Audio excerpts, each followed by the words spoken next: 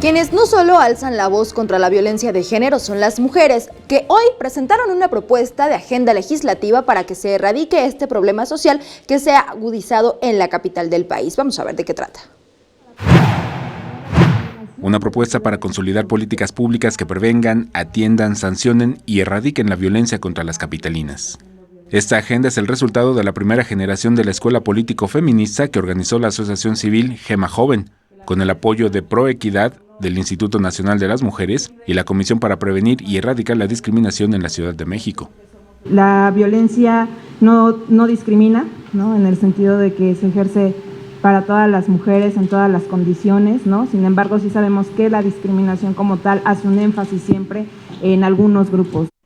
La agenda busca tipificar la violencia política en la Ley de Acceso a las Mujeres a una Vida Libre de Violencia y el Código Penal local, además de penalizar el comercio, consumo, abuso y explotación del cuerpo de mujeres y niñas.